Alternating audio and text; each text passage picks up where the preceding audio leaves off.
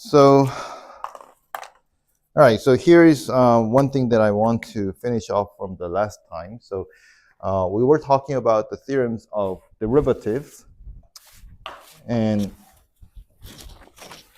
I want to clarify the word here first.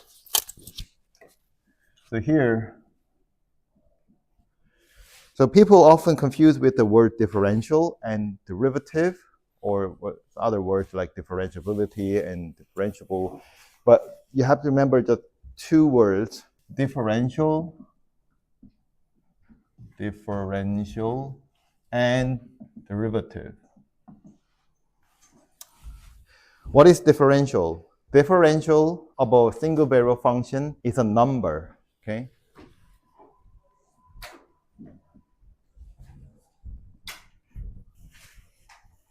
So when you say differential, so you want to identify the function and a point, right?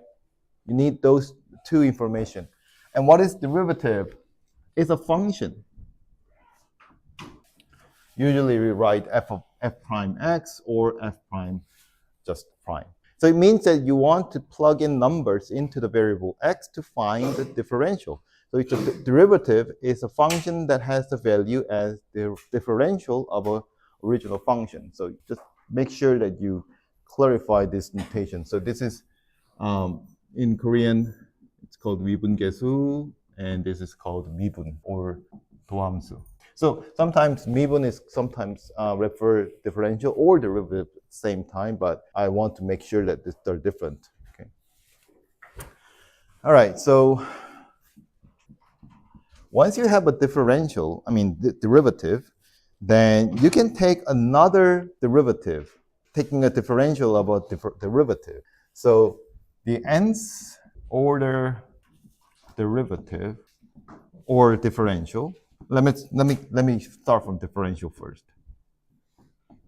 So it's called, and it's denoted as this way. So you have a superscript n with a parenthesis around, which means that it's also a number, right? It's a number. Whenever you say differential, it's a number, right? What does that number mean? How do you compute that number? So this is the differential of m minus first order derivative. So it's defined inductively here. So it's a differential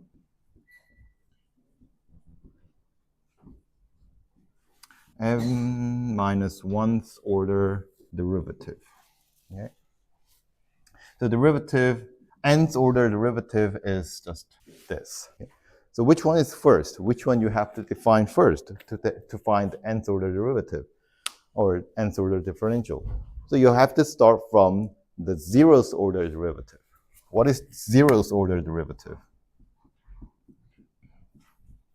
When you take no differential, what is it? It's the original function itself. So we define it to be just f of x, original function. Okay. And when you take the first derivative, which means n equals to 1, then you're just talking about the derivative or differential. But when you take the second derivative, then you're taking a differential of first derivative, right? So you have a first derivative as a function. You want to take a differential again so that you get the second differential. And when you have all the second differential at every point, then you get second derivative. So it's quite obvious what we are talking about. Let me know if you're not comfortable with this. Raise your slightly, so if you're not comfortable. So I can give you an example. Okay, so everyone okay with the nth derivative? Okay. So let's talk about, so let me write here. So let's talk about Taylor theorem.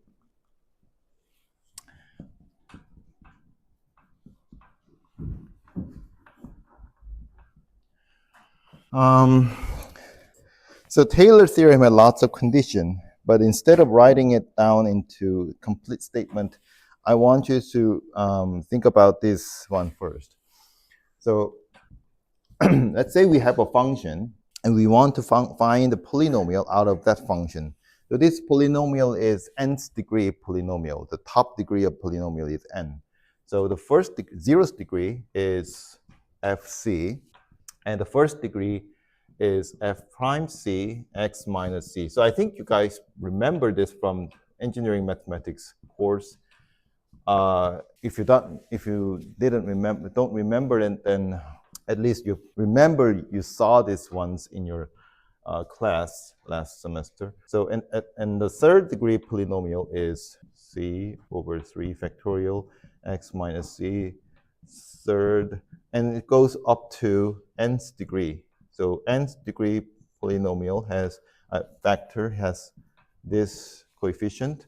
The nth order differential of function at c with divided by n factorial and x minus c to the power of n. So now you have an nth order polynomial. And I said it's a theorem. I'm not going to define it and finish the statement. What I'm going to say is about this polynomial. So why we care about this polynomial? We want to find the actual value of function. The Taylor theorem says that difference between, can you guys see this? Okay. The difference between the function value and the value of polynomial can be written down as this.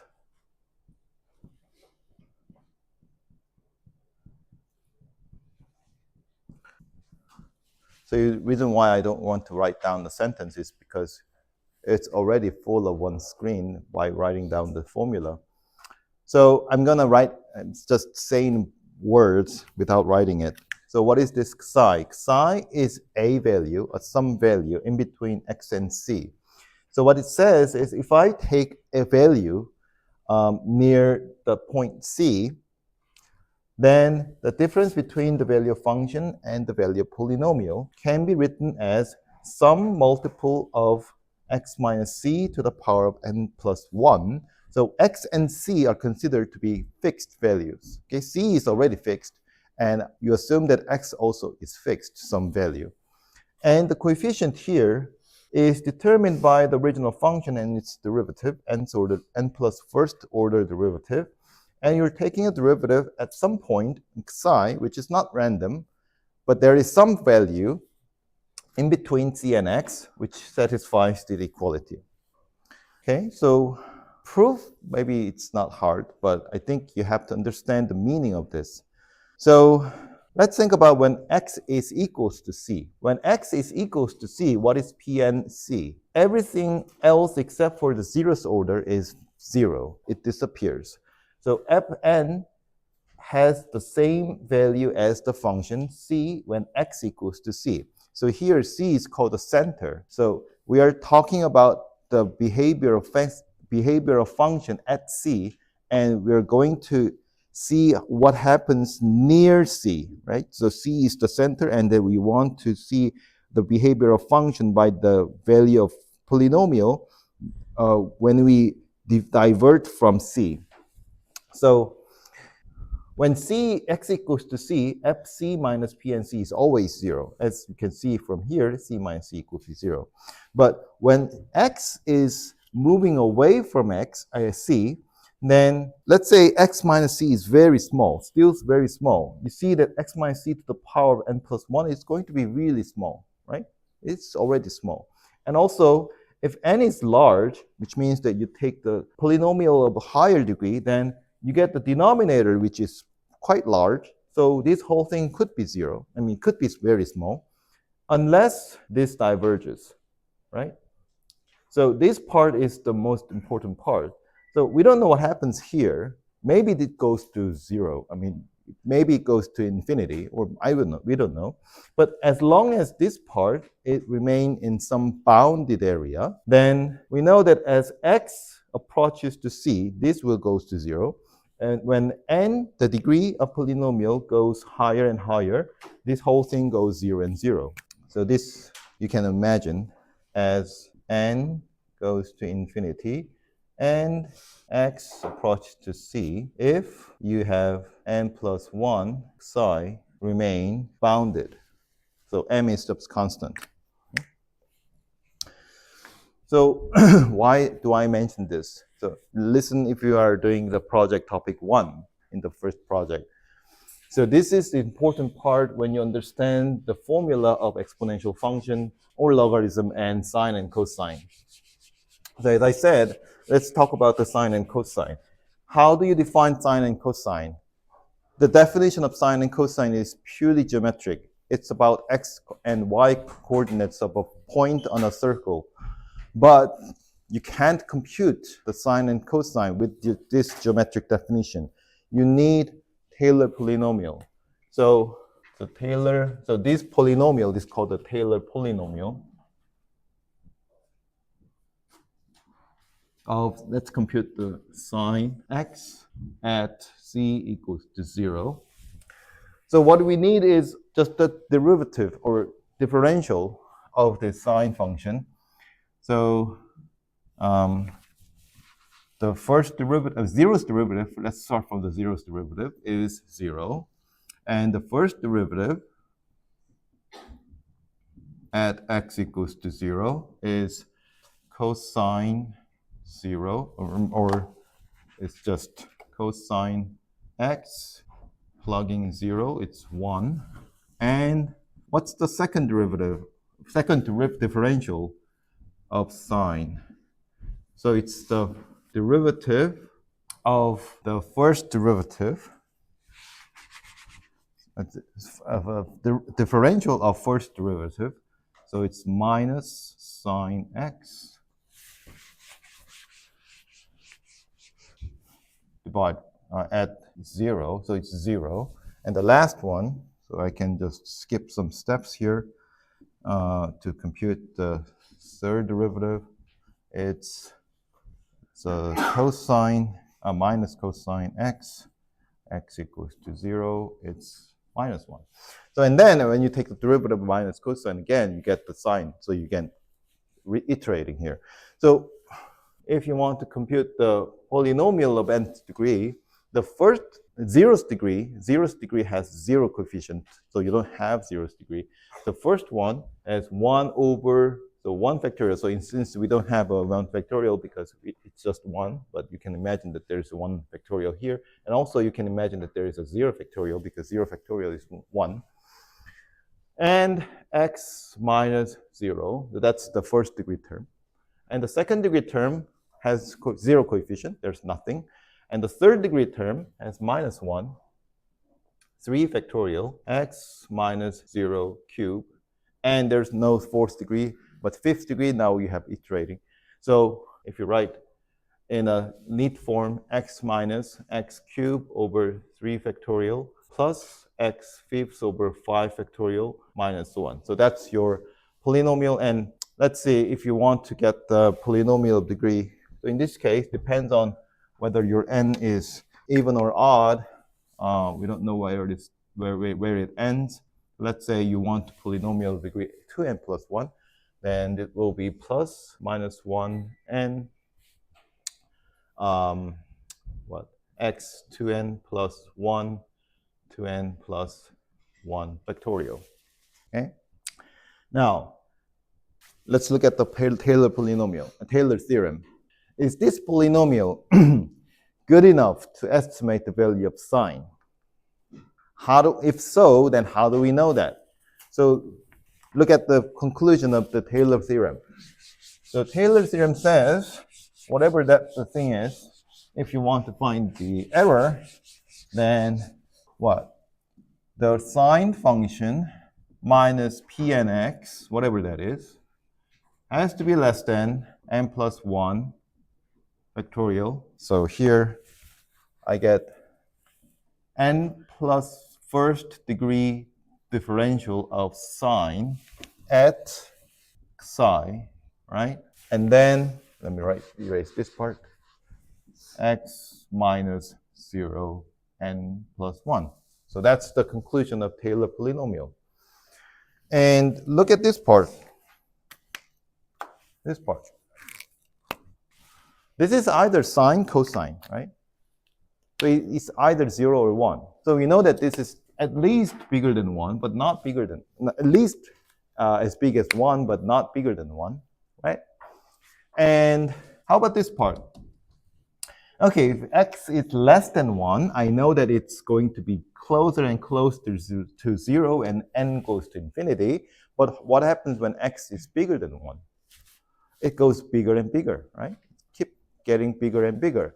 However, we have a factorial in the denominator. So if n is bigger, which one goes faster to the infinity? N plus 1 factorial or x to the power of n plus 1? Which one goes to infinity faster when n goes to infinity?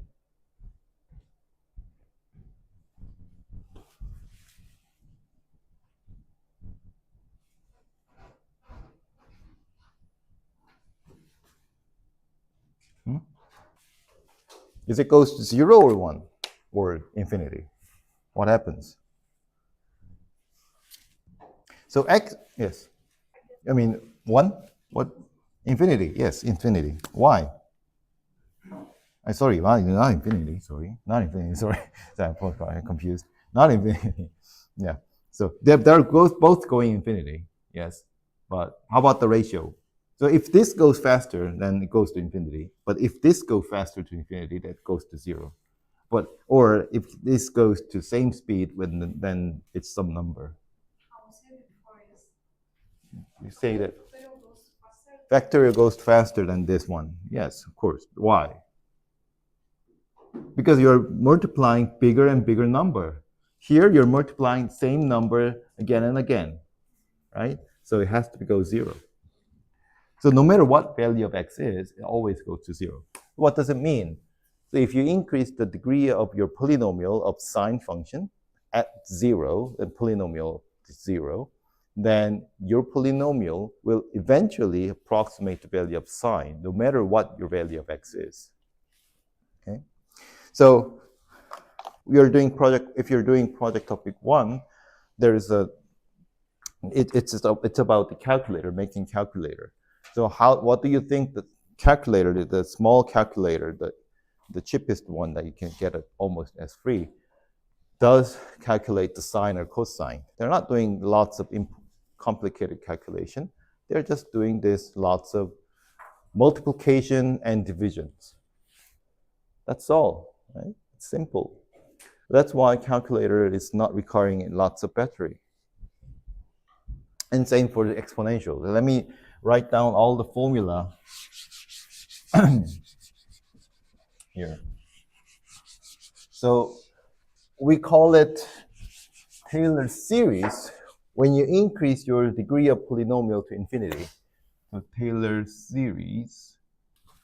So exponential function has 1 plus x squared 2 factorial x cubed 3 factorial and so on. That's your Taylor series. So if you stop at some point, that's the Taylor polynomial. But if you go infinite, it's a series.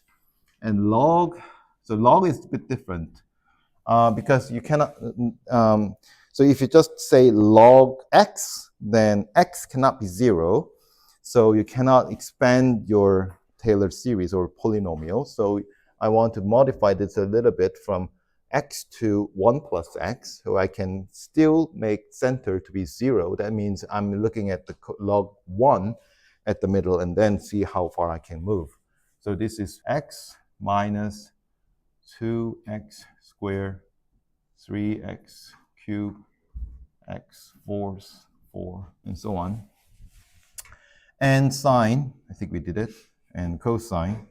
The cosine part is 1 minus x squared, 2 factorial, 4 factorial, x fourths, and so on. Okay. Now, I want to emphasize that most of us are familiar to equalize this left and right. But that's not always true. I mean, this is true, but this equality doesn't always true.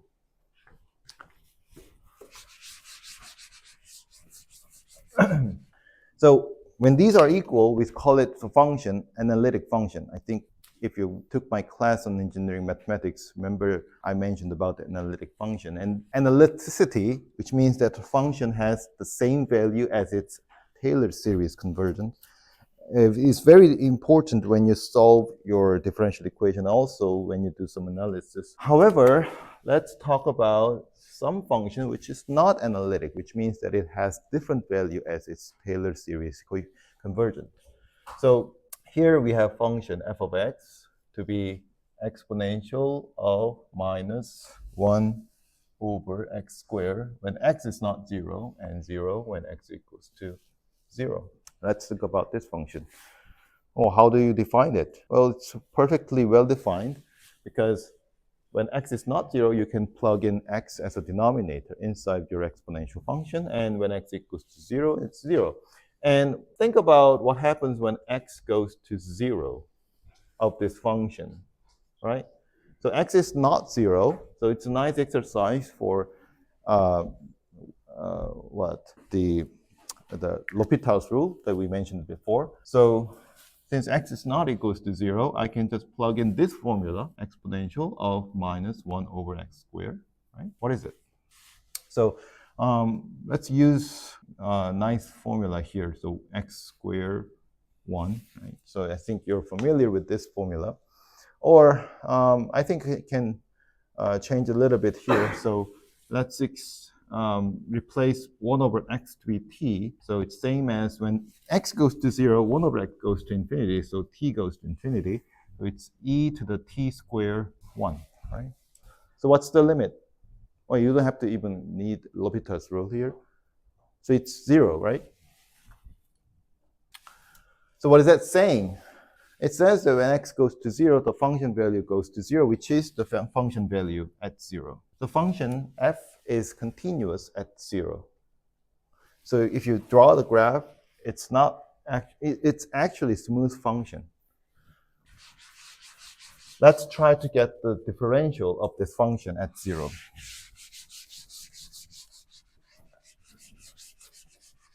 What is it? F prime 0. Now you have to be careful. It's not going to be just taking a differential here and differential here. Because when you take a differential here, you're assuming that your x is not 0, right? You have a lots of formula or rule of taking derivative.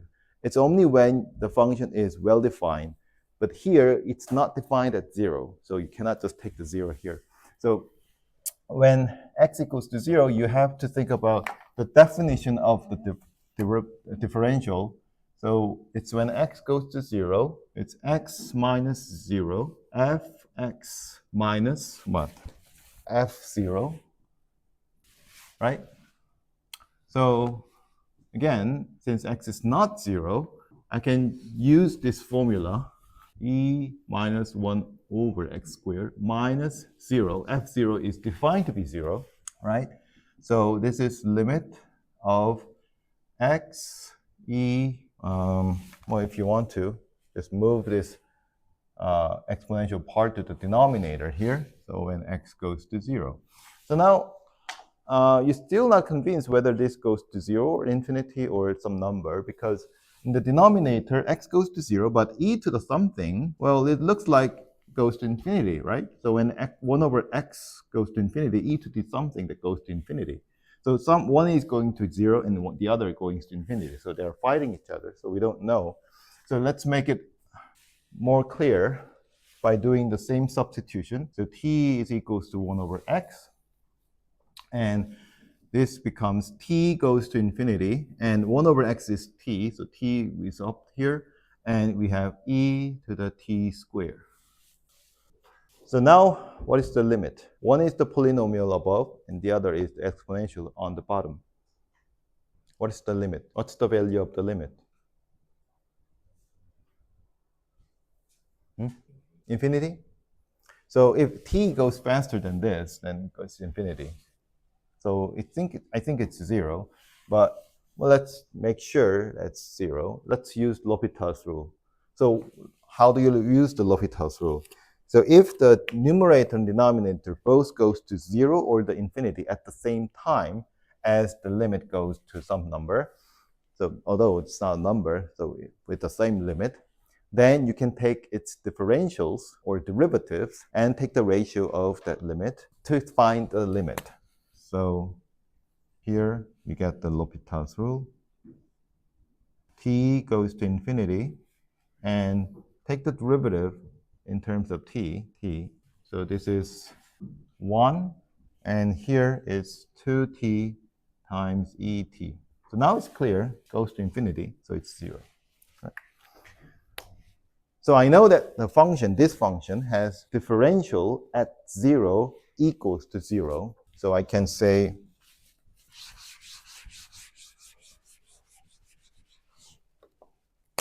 f prime x is equals to 0 when x equals to 0. But how about when x is not equals to 0? How do you find the differential when x is not equals to 0?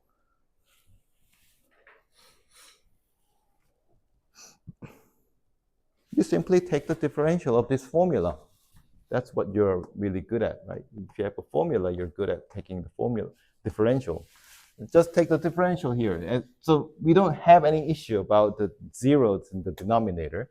So when you take, so it's a chain rule, basically. So you first take the derivative outside, exponential, and then take the differential of inside of this. So you get 2x cubed, right? That's when x is not 0. Okay? So that's your derivative. That's your definition of first order derivative. Now, remember what we are doing with this function. We want to find the Taylor series of this function, and we want to move on to find the second derivative, right? So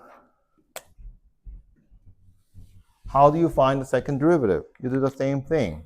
You actually do the same thing. But before you take this, so what we actually want is the second derivative at 0, right? I mean, we need this formula in order to get the third derivative at 0, but for now, we just want this. So in order to find this, we need these two formulas here. But before we try to take this, imagine whether this function, the derivative, first order derivative, is even continuous. Since we are taking a derivative at 0, if function is not continuous, it cannot be taken, if the derivative cannot be taken, right? So differentiability means it's continuous. So continuous is a sufficient, necessary condition here. So see what this formula, this number goes when x goes to 0. So let me write down here. As on another exercise of L'Hopital's rule, there's a remark. This function f of x, f prime x, is continuous at x equals to 0. Why?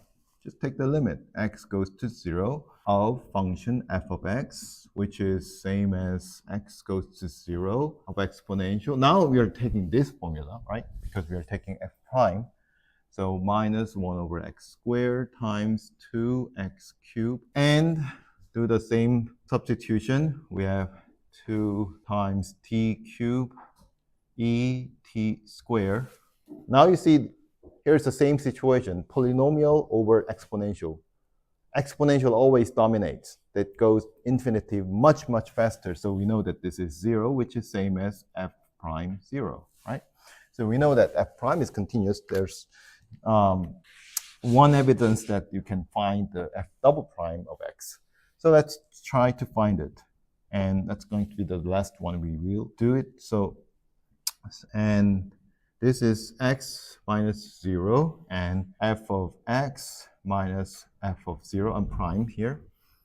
And then x here. So just put the formula here, minus 1 over x squared, 2x cubed. And we know f prime 0 is 0, so nothing more. So we have t goes to infinity. So just substituting here is 2t fourth and e to the t cubed squared, right? So what is the limit? Again, it's a polynomial over exponential, 0. So we know that second differential of the function at 0 is also 0, right? So you can get the formula by taking this differential of this formula here for x equals to not 0. But if you keep doing this, what you can see is all the nth order differential of that function is 0 at 0. So here, let me write down the result. And you can also prove it by induction. So the Taylor series of this function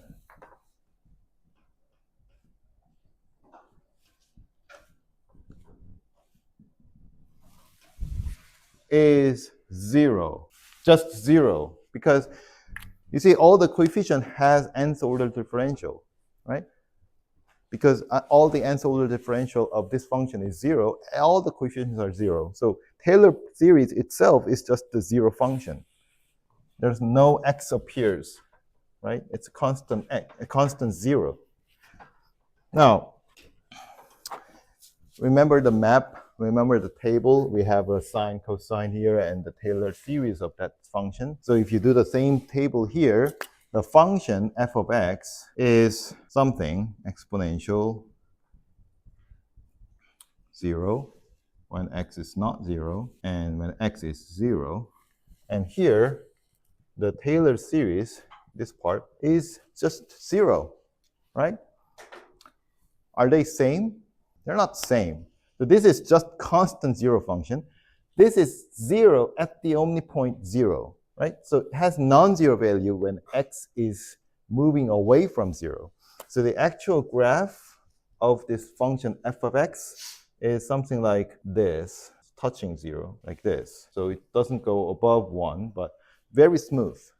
It's very smooth here. You can take infinitely many times derivative here. But the Taylor series says that it's just straight line, like a straight line. They're not the same thing. So when you take a Taylor series, you're not taking a point. You're not actually taking a range around that point. So even around the point of 0, the two graphs are different. So what's the conclusion? You can always assume that every function has the Taylor series whose value converges to the same value of the function. It's a very special case that you have a Taylor series converge to the value of function. But most of the functions that we are dealing with, like a sine, cosine, exponential, log, they are all analytic functions, which means the Taylor series converges to that function. Yes, question?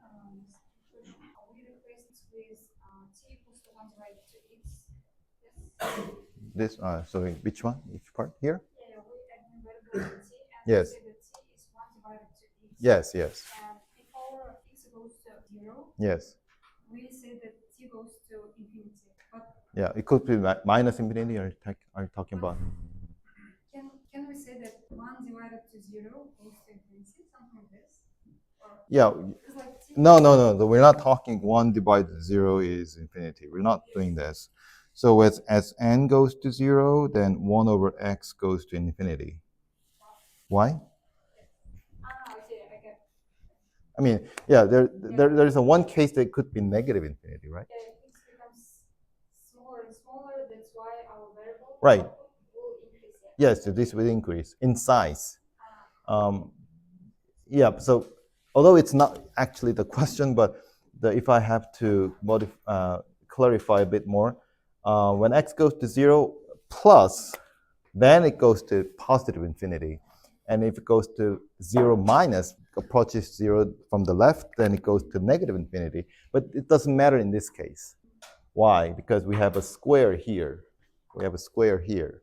And also, even if we have a cube here, it could be minus sign here. But since it goes to 0, sign doesn't actually matter. Okay, a good question. Any other questions?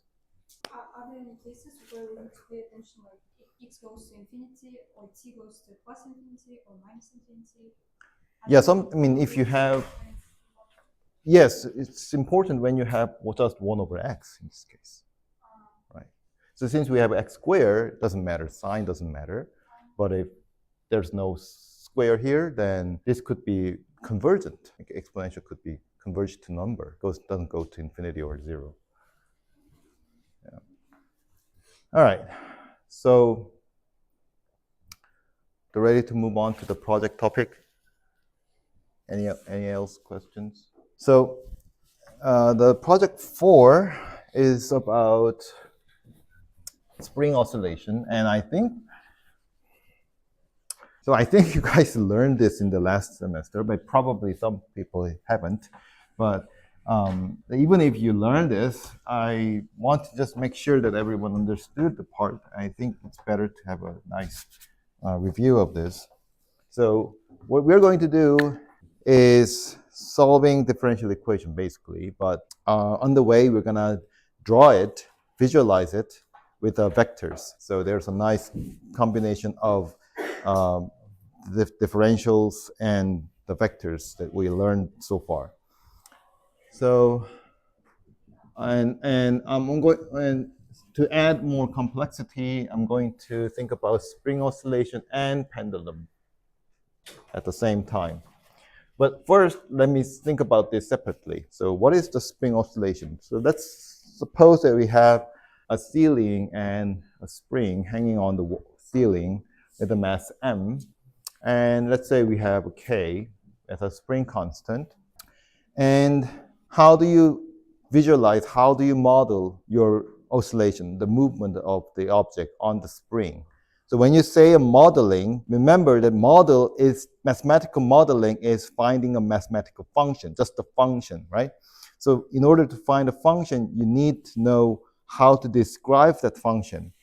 So the only thing we need to know to describe the movement of the object is the displacement of the object from the ceiling. So let's say the movement, the equilibrium position was just zero. The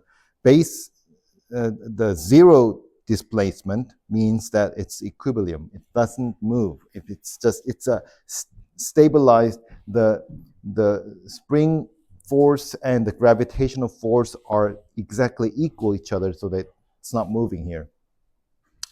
So xt is the displacement of the object m from its equilibrium position at time t. So let me test out if you remember any formula about this differential equation. How do you set the differential equation of this spring oscillation? You may or may not assume that there is a friction. So this is the force, net force. What are the forces that affects this object? Yeah, the mg is a common situation that people think about. So mg is already canceled out when we set the equilibrium position 0 here. Okay, so anyone else want to try out the formula if you remember? Yeah, can you write it in a formula? Say in formula.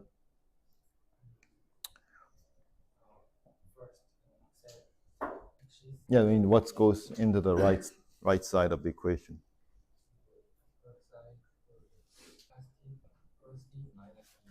Minus mg? Minus mg? Anyone else? Everyone forgot? Yeah. Is what? Is k trivial? Kx, yes, kx, yes. Does ring any bell here? So this is when you have no friction. So there's no damping force. So you can move this minus kx to the left to make up the differential equation. Okay.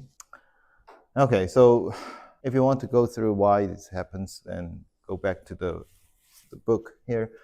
And also, let's talk about this pendulum motion.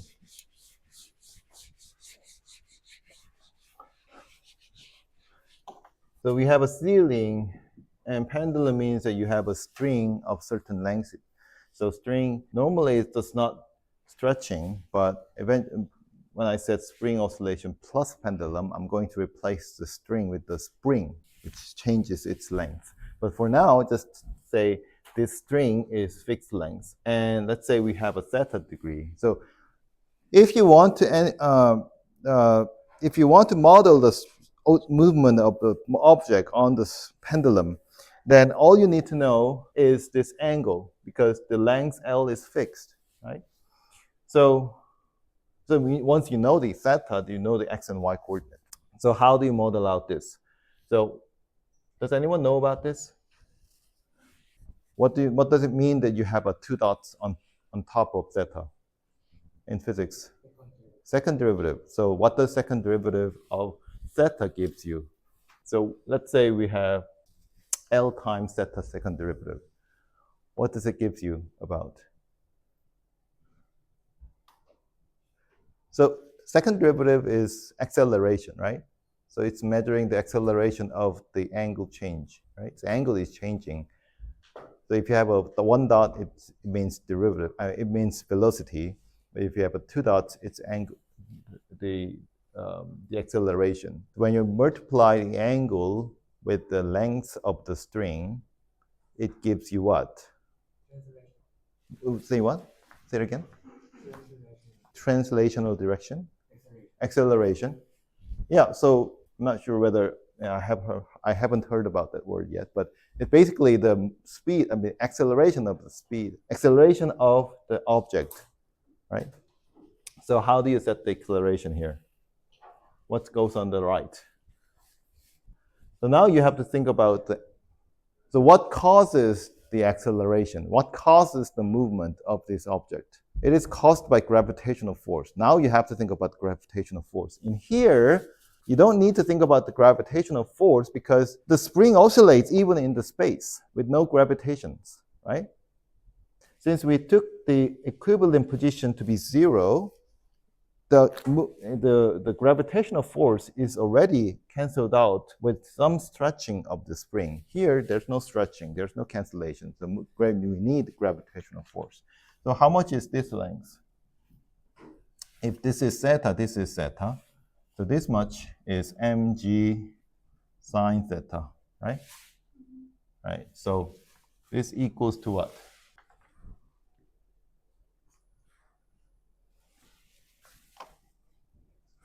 Acceleration. Was it plus or minus? If you put the plus, that means your angle is increasing, right? Because it's positive. Yes, it has been minus because of this direction. The angle is decreasing, right? So now if you can move around, this is your equation of pendulum motions, right? So now let's combine these two. So how? So let's suppose that we have spring attached to the ceiling and it's swinging in some theta angle here, okay?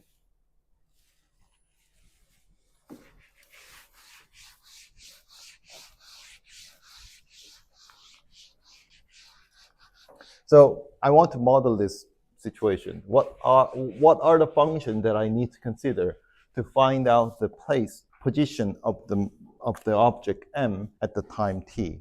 So here I only need to know how far I'm at from the ceiling and the object. So that means the length, total length. So let's call it L. So it's depending on time, it changes. And also that angle also changes, right? So I need two functions, L and theta, in order to find the exact position of M. So what is the x coordinates and y coordinates? So the x coordinate, let's say, call it this origin. What's x? And well, I think I have to make sure this angle is positive angle. Okay. L time. Oh, sorry, again. Sine theta. Okay, so let's drop t here. So for simplicity. Okay. So, sorry, sine theta. Okay, and the y is yes cosine, but since I have an origin here, minus cosine theta, right? So once you have the equation of L and theta, you can find what x and y is. So you can plot your object in your xy plane. So let's find out what L and theta is. you can't find the formula. You have to set up the differential equation first. So first, think about the spring oscillation. So again, so here is the mg. Here is mg sine theta, and this one is, erase this part. So here, mg, and this part is mg cosine theta. So this is theta, mg sine theta, right? So how do you set up the spring oscillation object, spring oscillation equation?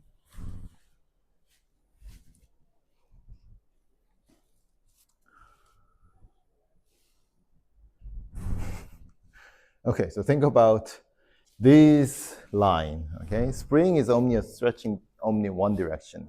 Okay, so LT is so you have to define LT differently from XT here. So in here, XT is the displacement, right? But LT here is the total length. That's how we define L, right? So the length of the spring. Okay. So remember this equation, F equals to ma. So the F is the net force. Ma, what is ma? M is the m, and a, what? How do you find a? It's acceleration. Acceleration of what? Acceleration of movement of an object in this spring direction, right? So it's ml double prime. And what does it equal to?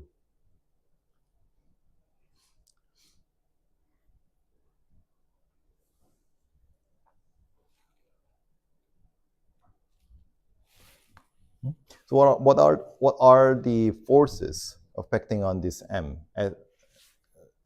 because for the spring oscillation?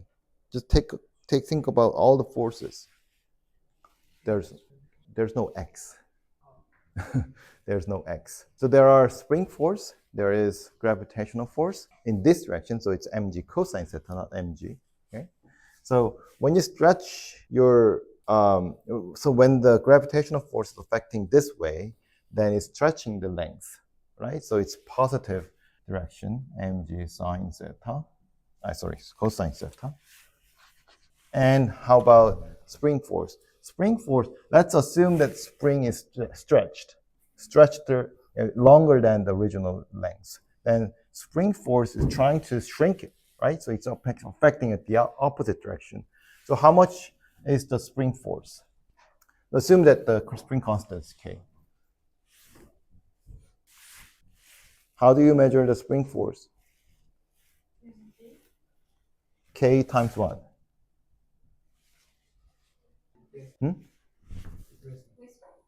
There's no displacement. There's only L. Change of length. How do you write down the change of length?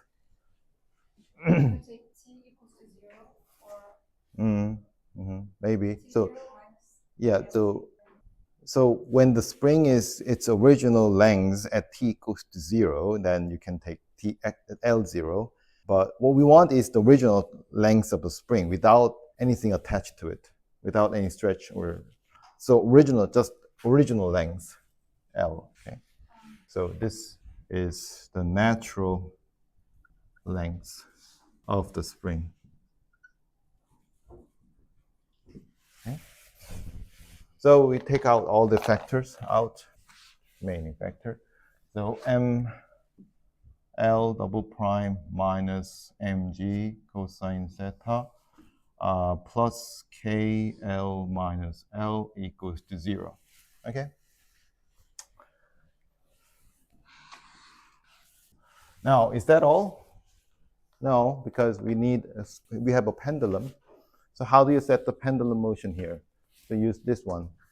So you want to find out how much acceleration does the object is moving in this direction, the perpendicular direction to the pendulum.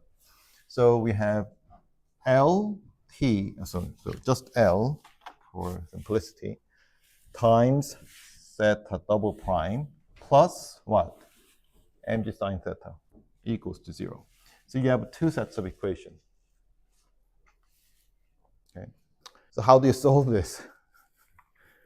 What do you mean by solving differential equation?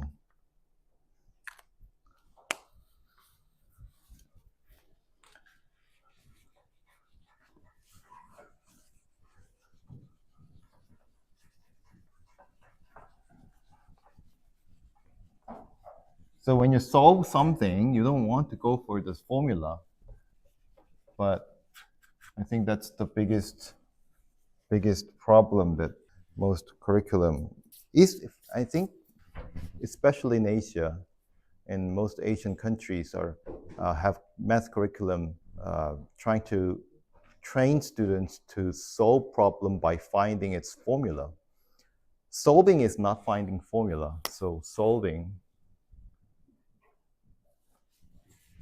means finding, so mathematical solving, function. So what do you mean by function? Well, if you have no other ways to define a function other than formula, then of course solving is finding formula. But function is not formula.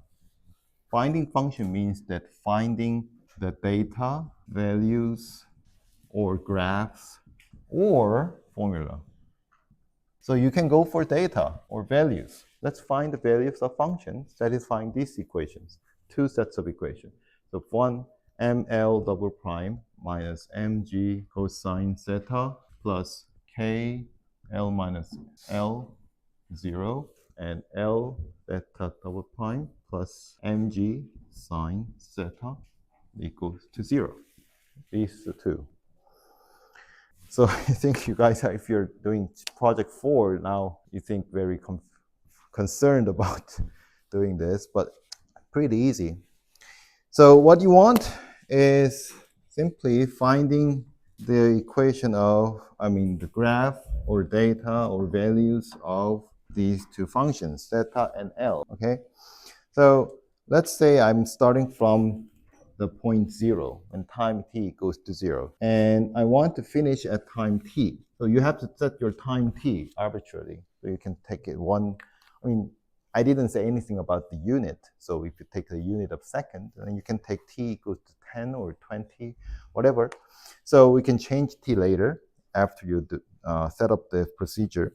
So what you do is take the small steps. So equal steps for each graphs. So in order to take small steps, you need to know how many steps are you going to set from 0 to t. So you need a number n here. N here, right? And what do you do?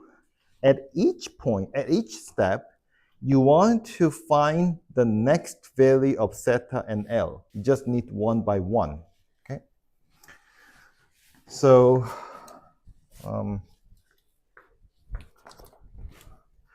let me just give you a pictorial way of doing this. So let's say theta 0 and theta prime 0 and L 0 and L prime 0 are certain values. I'll call this theta, let's call it, let's give a different name here. I'll call it Y0, since I want to call it differently. So,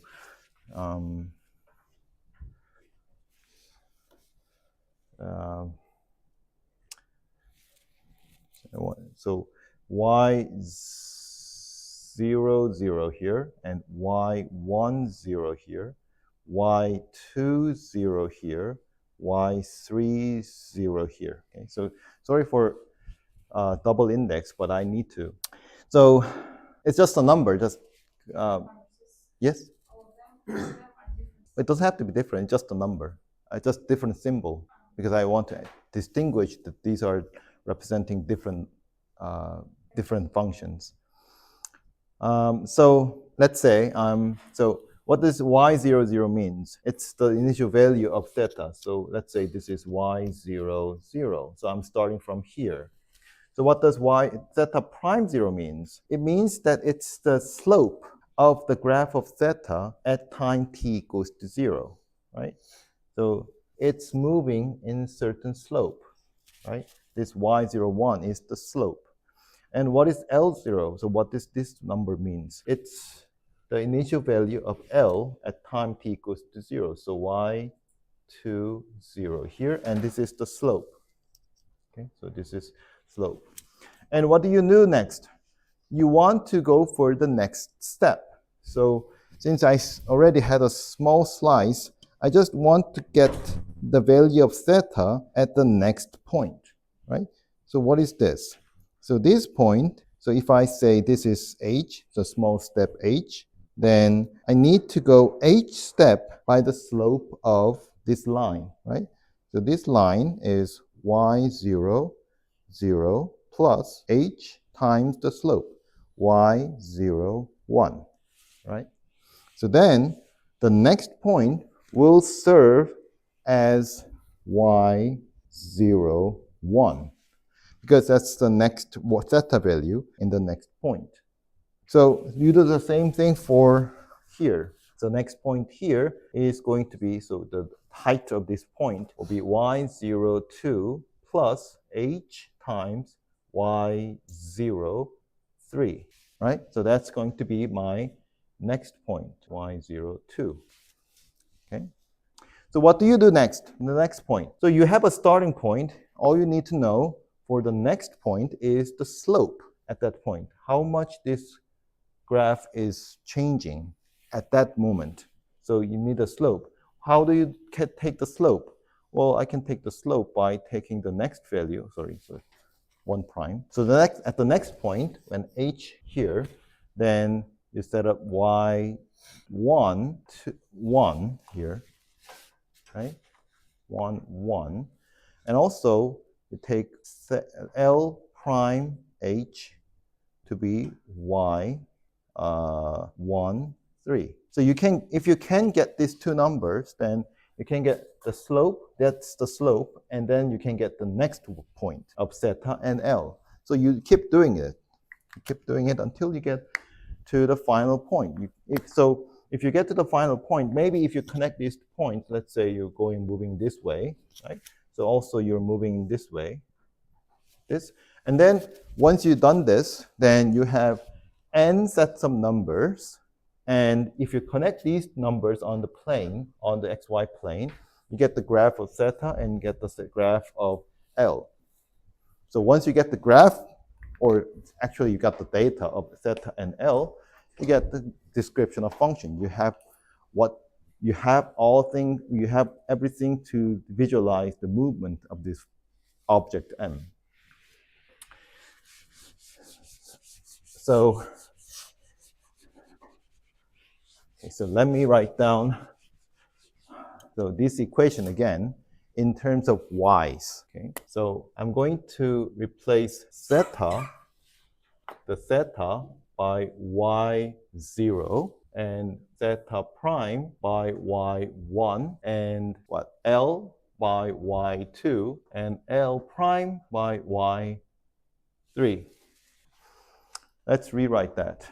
So m y3 prime minus mg cosine theta, which is y0, plus kl, which is y2, times minus L equals to 0. That's the first equation. And the second equation is y2 times theta prime, double prime, which is y1 prime, plus mg sine y0.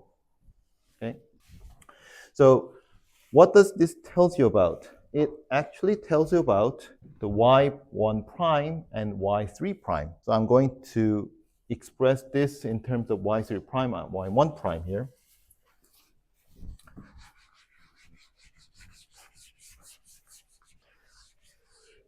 So y1 prime first. y1 prime is equals to 0 to minus mg sine y0 divided by y2 Okay, so you don't have to worry about getting y2 equal to 0 because that's the length. You never get to 0 unless you model differently.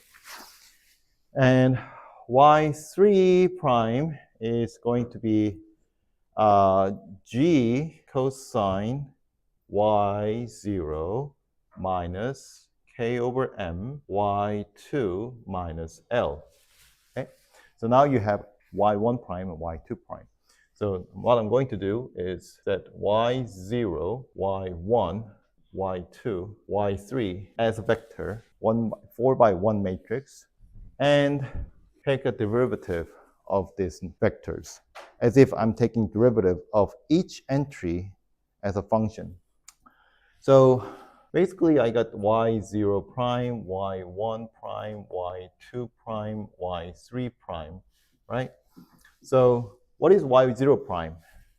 It's zeta prime. What is zeta prime? It's y1. So I already have an answer. It's y1. And what is y1 prime? Well, it's zeta double prime. I don't know what that's zeta double prime, but this equation tells me about zeta double prime. So this is minus mg sine y0 over y2, right? So then what is y2 prime? y2 was L, so it's L prime, so it's y3. Okay, y3 is already here. And what is y3 prime? It's L double prime. It's given by this, so it's g cosine y0 minus km y2 minus L. So you see what I'm doing here is I'm taking a slope of every 4 functions, and these slopes are given exactly as a formula of the original value of the function, right? Each slope gives you the value. Each slope leads to the next value of the function. So at every step, so let's say if I take a case step here,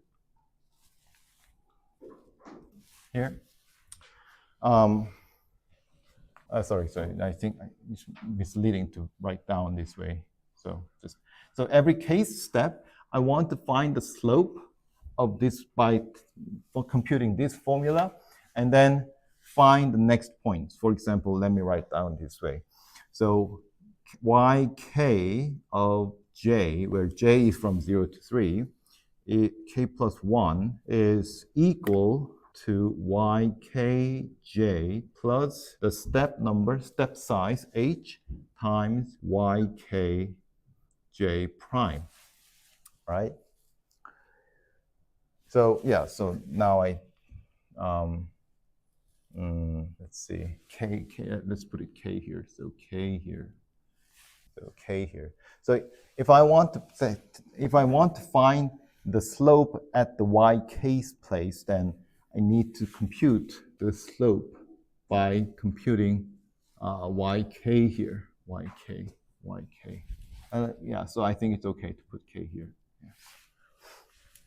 Okay, so I'm going to use this formula to find every value of every function, y0 to y3, for all the intervals, all the division points here. So, and then I'm going to connect all the points, but I just need zeta and L. Like I only need y0 and y2, and draw the graph. And also, after drawing the graph and check whether it's doing it right, I'm going to visualize the movement of the function, of the point. Yes? Why were you taking yj for all 3 values? For example, in this board, we for example, we multiply to y3, and we have y2. Yeah, so yeah, that's a good question. So why do we need y1 and y3? Because we don't need it, because we only need these two. Well, so think about the case. We need the information about zeta prime, which means it's a value of y1, right? How do you get the value of y1? We need to find the y1 value by taking the slope of y1. So this value isn't magically given. We also have to find this value. So remember, these two values are the values obtained by the differential equation. So we actually need this. This is the crucial part, which utilize this differential equation. And and after having this value, which gives the slope of original function, then we can find the value of the function. So it's a cascade. It's kind of some cascade way of doing this. So we first want to find the value, but you need the slope. But in order to find the slope, you need the slope of slope. So where does the slope of slope come from? Come from the differential equation. So I'm going to switch the screen. Okay. All right. So let's try to implement this first. So what do we do? What do we have? So we also first want to set up the initial value. So that's the first value we need to think about. So let's say 0, 0, 0 first, because it's not going to move at all, but I mean, this is just an example. And y0 will be just 4 number of zeros. And let's take a step. How large should be one step? Let's say I want to take 0.1 to be my step size. And I also want to take the number of steps. Let's say I want to take 100 steps. So I want to go to 10 second or 10 unit of time. And we'll move a little bit here. All right, so I'm iterating for n times. Okay.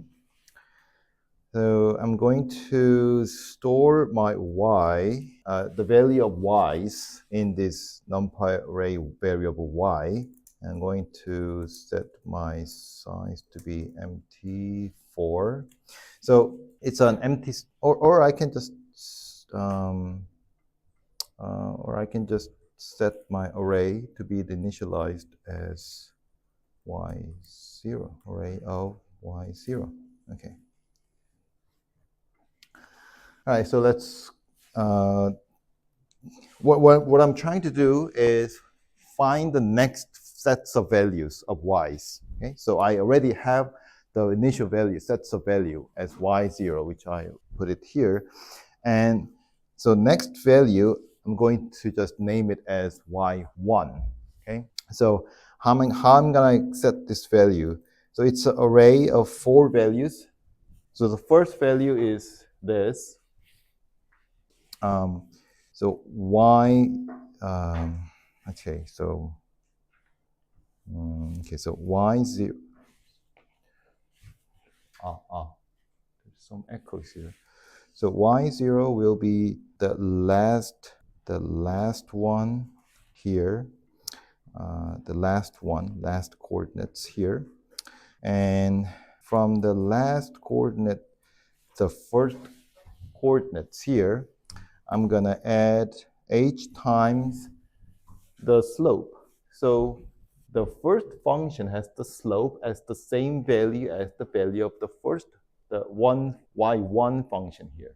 So I put y01. Okay, so you see, I'm not going to use k and k plus 1 here because I only want to check what's the last one and what's the next one. The latest one will be y0 and the next one will be y1. So in y1 also has 4 values, so that's why I'm putting this way. So the second one, let's see. The second one, y1, now has a slope same as minus, I need to check m equals to 1 and g equals to 10. Okay. So m times g times sine y0, so y0, and then divide by y0, 2, right? So 2. And then the next one, y02 plus h times y03. And y03 plus h times the g times cosine what?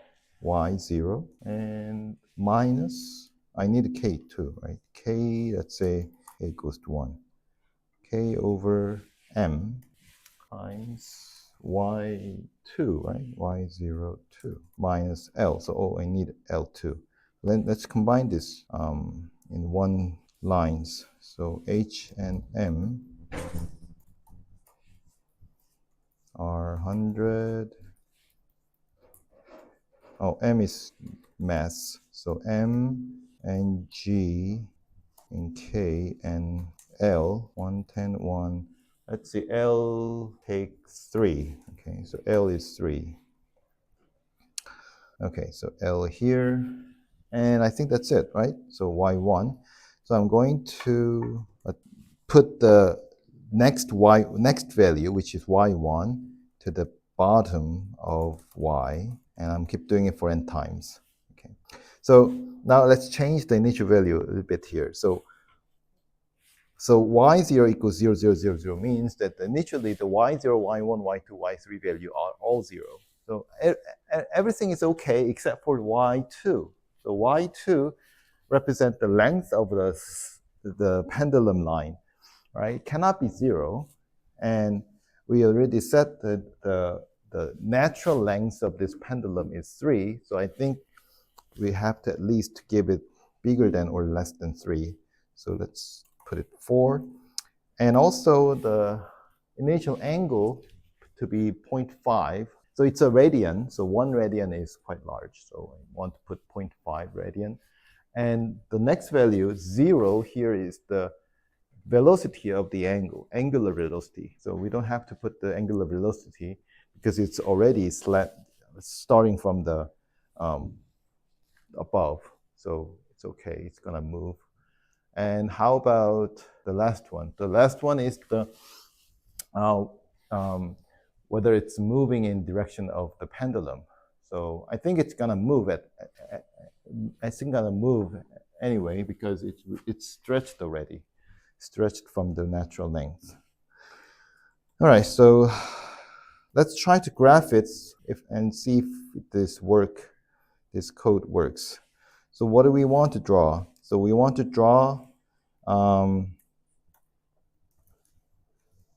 the graph from 0 to n times h. So I think n plus h. So n times h here, and how many times, how many numbers do I need? So we have 0 to h. So we iterated 0 to n. So we need n plus 1 here. So now we have t. So and let's try to draw a function of theta first. Okay, so after you've done this, just forget about this. Let's try to find out the size of this y. Size or shape, I think. The shape. Oh, I forgot to import numpy, so I think it will be an error message. And also let's import pyplot, matplotlib, pyplot. Okay, and then let's run this again. All right, so what's the wrong? It's not callable. Okay, so sorry, so I need to change it to brackets, everything into brackets. Okay, so here again, so everything into brackets.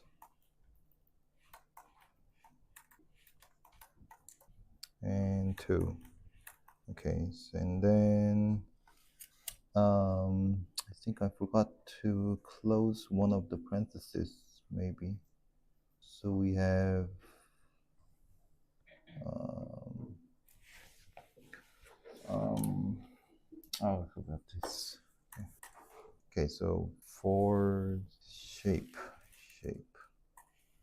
Okay, so I have 102 rows and 4 columns. Why do I have 102? I need 101. I added y0. Why do I get 102? Wait, that doesn't make. So let's try to graph it anyway. Okay, so we have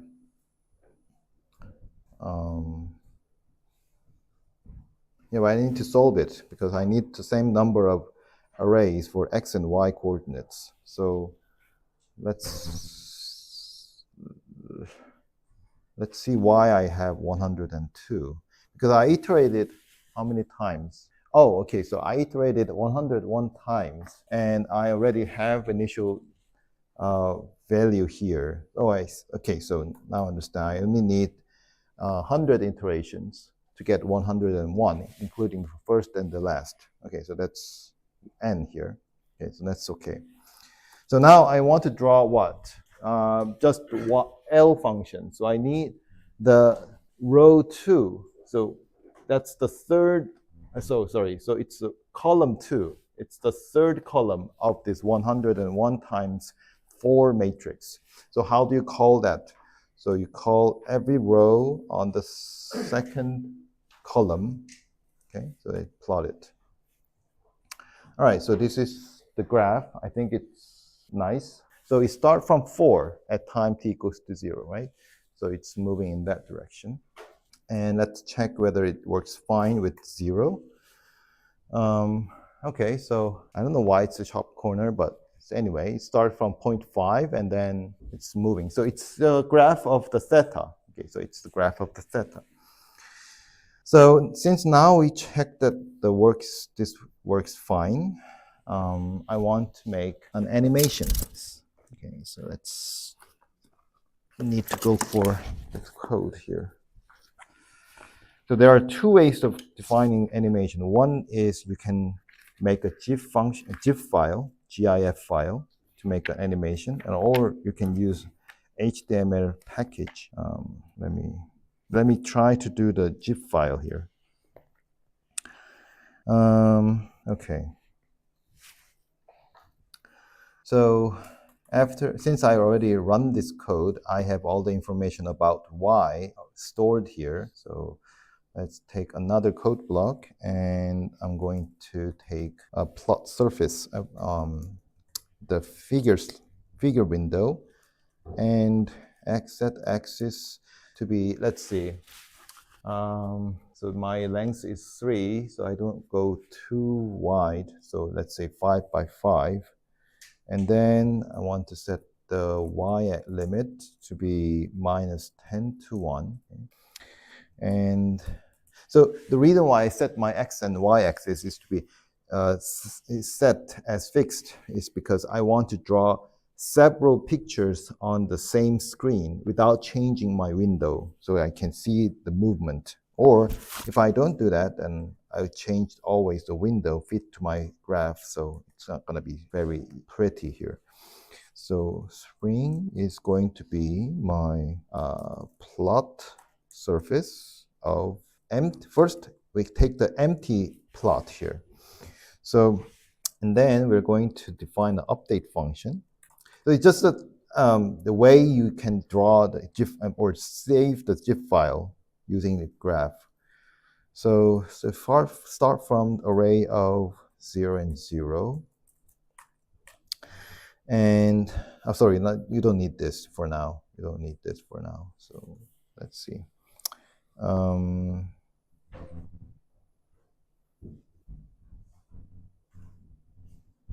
So xy is just array of what?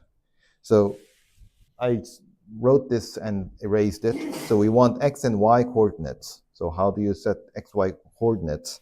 You take L and theta, right?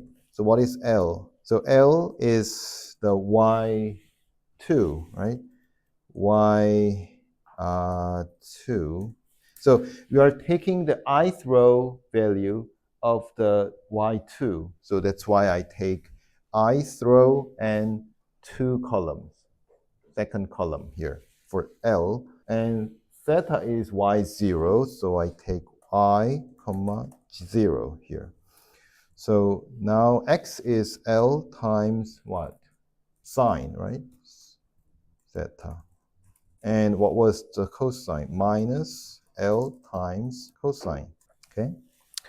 So and then you take spring, set theta to be xy. All right. So return spring. Okay. So now, So this function is going to be used in another function called func animation. So it's in the any package. So I'm going to import. Let's see, what's the full name of the package? So I think I defined this somewhere. Here, so matplotlib animation in the here. So in the animation package, there is a func animation. In the fig update and frames would be, I think it was 101, right? The interval is 101, and I'm going to save it to zip file called any.zip, and I think it's a work without assigning the writer. Let's check. Spring axis plot. So expected 2, got 1. Oh, okay, so just without this. So where it be, let's see, the problem is at where? Sequence. So,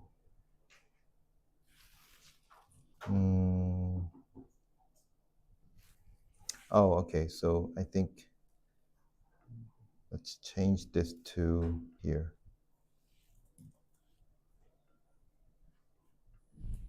So the x value and y value that you're going to draw in one frame of the animation will be the array of x values and array of y values. So I think this will work. Okay, so it's saved some way. So it's animation here. So I think it's hard to draw, hard to see here. So what I'm going to do is, instead of having plot, I'm going to have a dot plot and marker size to be 50. Okay, so let's do it again. So I only want to draw the endpoints of the spring, the one that the object is hanging on the spring, and see how it's moving. So let's see. It's quite, oh, it's actually going outside of the box. Okay, so I think something is too big. So I have to adjust my parameters, maybe K or L. Let me check. So I also have to change the size a bit smaller. Maybe 20 might be okay. And let's see, L, let's make it longer. How about 8? And also let's change the size of my window to be a bit larger here, and Y to be longer. And let's change the angle to be smaller.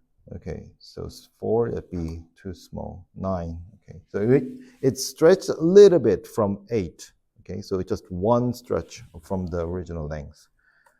So let's run this again and run the animation again to save as a zip file.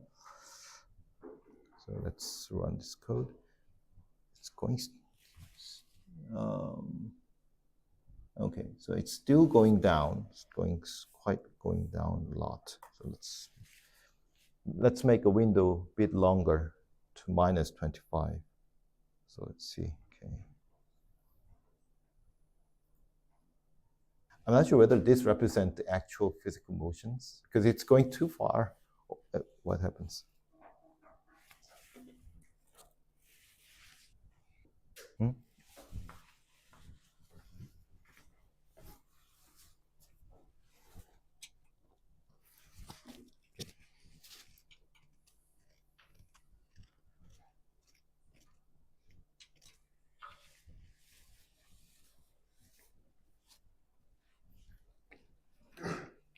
Okay, so if I zoom this in a bit here, I'm not sure whether this represents the actual physical motions. You see, it's actually the natural length was 8, and you can see that it's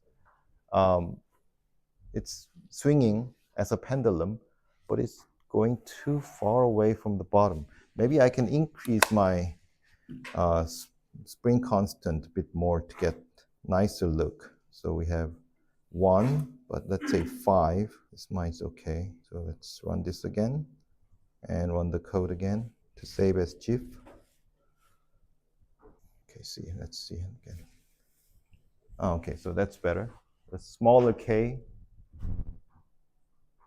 Oh, does it look so all right? Why is it getting longer and longer?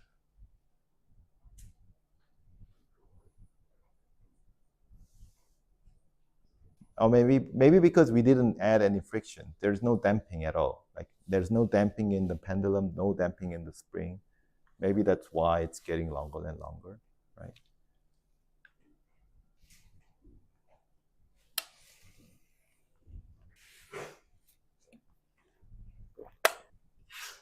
But still, I think so. Sine, right? Sine's right. Sine, cosine. So cosine. Cosine's right. Okay. So anyway, you can, if you're doing project 4, then it's up to you now whether it actually matches to your experiment.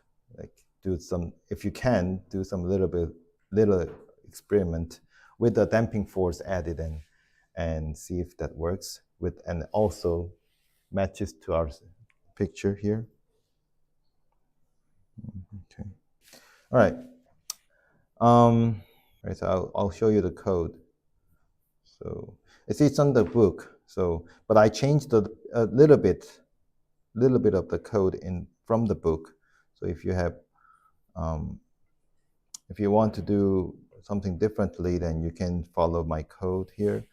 Otherwise, you can also look at the book here. Right, any questions? We're almost done here. So what we wanted to do, if you have time, is we wanted to draw the spring. So how do you draw the spring? You want to draw a coil, right? So like this spring. So if you want to draw the coil, you can draw it. And so this is not a good picture here. So it's actually a moving circle. So you're making a circle. If your center is stayed put, then you're making a same circle always. But if you imagine that your center of your circle is moving in a certain direction, then you're making a coil, right? That's how you can making a coil. So to draw a coil, there are some things you have to think about as a picture. You need to know the length of these tips, and you need to know the number of coils, and you need to know the radius of one circle, and where to start and where to end. And if you consider all this, the way to draw this coil is just finding two vectors, which makes a perpendicular direction and also lies on the circle. And you take the center and make a movement of center and also movement of your clock arrow in counterclockwise direction or clockwise direction to make a graph of this. So it's all in the book, but if you're curious, we can go through that part in the next 1 hour. So anyway, so I have to finish class. It's almost 2:30. So if you want to leave, free to leave.